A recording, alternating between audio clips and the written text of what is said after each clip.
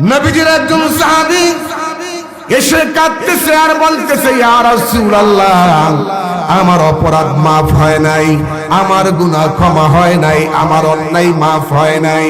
নবীজি বলে, ও আল্লাহর বান্দা, আমার সাহাবী শোনো, তুমি যখন কালমা পড়েছো লা ইলাহা ইল্লাল্লাহু মুহাম্মাদুর রাসূলুল্লাহ সাল্লাল্লাহু আলাইহি সাল্লাম, এই কালমা যখন তুমি পড়েছো, আল্লাহ রাব্বুল আলামিন তোমার জীবনের সব গুনাহ মাফ করে দিয়েছে।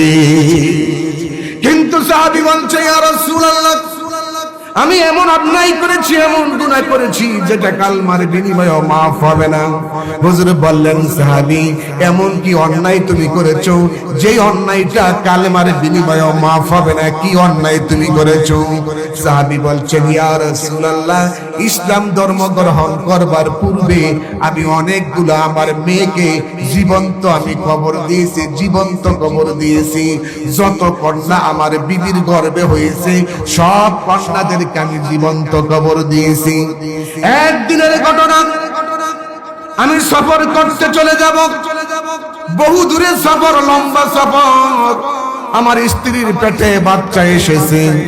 স্ত্রীকে বললাম, শোনো স্ত্রী, তোমার গর্ভে যে সন্তান আছে, এই সন্তানটা যদি ছেলে হয় তাহলে রেখে দিবা, আর মেয়ে হলে পরে জীবন্ত কবর দিয়া দিবা। আমাদের দেশে এমনও আছে, বারে বারে মেয়ে হয়, ছেলে হয় না, স্ত্রীকে তালাক পর্যন্ত দিয়েছে। এমন ঘটনা আমাদের বাংলাদেশে নাই?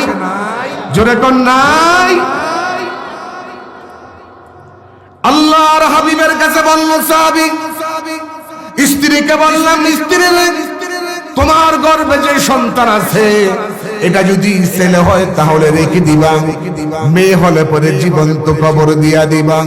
ইয়া রাসূলুল্লাহ, আমার বিবিকে এই কথা বলে আমি সফর দেশে চলে গেছি।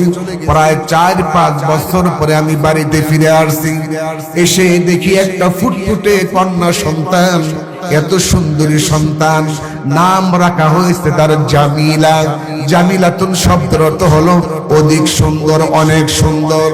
এই মেয়েটা দৌড়াইয়া চলে আসছে আর আমাকে বলতেছে, আব্বু, ও আব্বু, তুমি কেমন আছো? এতদিন পরে কোথা থেকে আসলা আব্বু? আমার বিবিকে বললাম, বিবি রে, এই বাচ্চাটা কার?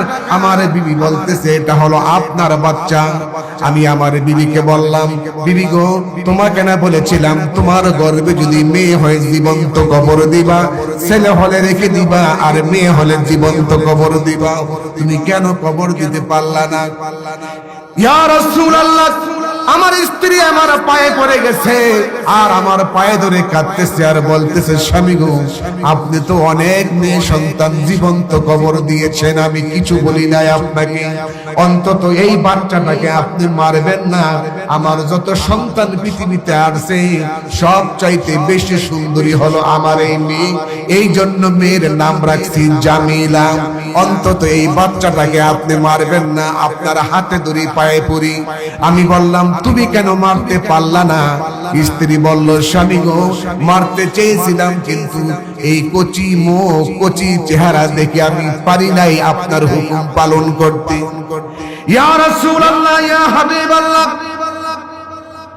আমার স্ত্রীকে বললাম, ঠিক আছে, মারবো না, সাজায়া দাও। কোথায় নিয়ে যাবেন? কয়, ওর নানার বাড়িতে বেড়াতে নিয়ে যাব, সাজায়া দাও। আমার বিবিকে আমি বসতে দেই নাই। আমার বিবি সুন্দর করে আমার মেয়েটাকে সাজায়া গোজায়া দিয়েছে সুন্দর করে। আমার বিবিকে আমি বসতে দেই নাই। একটা ব্যাগের মধ্যে সাপল নিলাম, আর খুন্তি নিলাম, আর কয়েকটা রশি নিলাম মেয়েকে বাঁধার জন্য। আমার বিবিকে আমি বসতে দেই নাই। আমার মেয়েকে বললাম, চলো তোমার নানার বাড়িতে তোমাকে বেড়াতে নিয়ে যাব। এই কথা বলে আমার মেয়েটাকে এই কথা বললাম। মেয়ে বলল, চলেন আব্বু, আপনার সাথে নানার বাড়িতে বেড়াতে যাব। পথ চলতে লাগলাম, নানার বাড়ির রাস্তায় না যাইয়া অন্য রাস্তা দিয়ে যাচ্ছে। মেয়ে বলে, আব্বা কোথায় যান? কয়, তোমার নানার বাড়িতে যাই। এটা তো নানার বাড়ির রাস্তা না, আপনি আমার কোথায় নিয়ে যান? মেয়েকে মিথ্যা কথা বললাম, এই রাস্তা দিয়েও তোমার নানার বাড়িতে যাওয়া যায়। এই কথা বলে মেয়েকে নিয়ে আমি পাহাড়ের চূড়ায় চলে গেলাম। মেয়েকে একটা পাথরের উপরে বসাই দিয়ে আমি মাটি গর্ত করতে লাগলাম, মাটি করতে লাগলাম। আমার দাড়িতে আর মোচে মাটি লাগছে। মেয়েটা দৌড়ায় এসে দাড়ির মাটি আর মোচের মাটিগুলো এইভাবে করে পরিষ্কার করে দিয়ে বলতেছে, আব্বু এত বড় গর্ত কেন তুমি খুঁজতেছো আব্বু, কারণটা কি? ও বাবা এত বড় গর্ত কেন তুমি খনন করতেছো, কারণটা কি? ইয়া রাসূলুল্লাহ, আমার মেয়েকে আমি কখনো বুঝতে দেই নাই আমি যে আমার মেয়েকে মেরে ফেলবো। মেয়েকে বলতেছি দরকার আছে। গর্ত যখন খোঁচা হয়ে গেল, গর্ত যখন খোঁচা শেষ হয়ে গেল, এবার রশি দিয়া মেয়েকে হাতে পায়ে বাঁধতেছি। মেয়ে বলে, আব্বা আমারে কেন বাঁধো? কি অন্যায় আমি করেছি, কি অপরাধ করেছি, আমারে কেন বাঁধো আব্বা? পেটে যখন আমার মেয়েটাকে একটা ধাক্কা মেরে আমি গর্তের মধ্যে ফেলে দিলাম। গর্তে পরে মেয়ে কান্দে, আব্বা আমারে কেন মারো, আমারে কেন এইভাবে বেঁধে ফালাইলা, কারণটা কি? কি অন্যায় আমি করেছি আব্বা? আমারে মাইরো না, আমি দেশান্তরী হয়ে যাব, বনবাসে চলে যাব। বাপ বলে তোমাকে হেয় প্রতিপন্ন করব না, আমি ভিক্ষা করে খাইব। ও বাবা আমারে মাইরো না। হুজুর এইভাবে করে মেয়ে কাঁদতেছে, কিন্তু একটু মায়া লাগলো না আমার। আমি একটা বড় পাথর হাতে নিয়ে পাথরটা মেয়ের বুকের মধ্যে মেরে দিলাম। বুকটা ফেটে ফিনকি দিয়া রক্ত বের হয়ে আসলো। মেয়ে একটা চিৎকার মেরে বলে, আব্বা আব্বা গো আমার মাইরো না, আমি দেশান্তরী হয়ে যাব, বনবাসে চলে যাব। বাপ বলে তোমাকে হেয় প্রতিপন্ন করব না, আমি ভিক্ষা করে খাইব। বাবা আমার মাইরো না। হুজুর আমি যখন একা একা হাঁটতে থাকি, পেছন দিক দিয়ে আমার মেয়েটা যেন বলতে থাকে, আব্বা আমার মাইরো না, আমি দেশান্তরী হয়ে যাব। হুজুর জীবন্ত মেয়েটাকে পাথর দিয়া আমি চাপা দিয়া দুনিয়ার থেকে বিদায় করে দিলাম। এখন যখন একা একা আমি হাঁটতে থাকি, আমার মেয়েটা মনে হয় যেন আমার পেছন দিক দিয়া ডাকতেছে আর বলতেছে, আব্বা গো আমার মাইরো না, আমি বনবাসে চলে যাব, আমি দেশান্তরী হয়ে যাব। আমি বাপ বলে তোমাকে হেয় প্রতিপন্ন করব না, আমি ভিক্ষা করে খাইব। ও বাবা তুমি আমার মাইরো না। নাসাই শরীফের হাদিসের মধ্যে আসছে, আল্লাহর হাবিব যখন দেহিয়াতুল কালবি সাহাবীর জবান থেকে এই কথাগুলো শুনতেছিল, রাসূলের চোখ বেয়ে গাল মোবারক বেয়ে পানি পড়তেছে, বুক মোবারক পর্যন্ত ভিজে ভিজে চোখের পানিগুলো মাটিতে পড়তেছে। নবীজি কেঁদে কেঁদে বলে, সাহাবী রে, মানুষ কি পারে রে এত বড় অন্যায় করতে?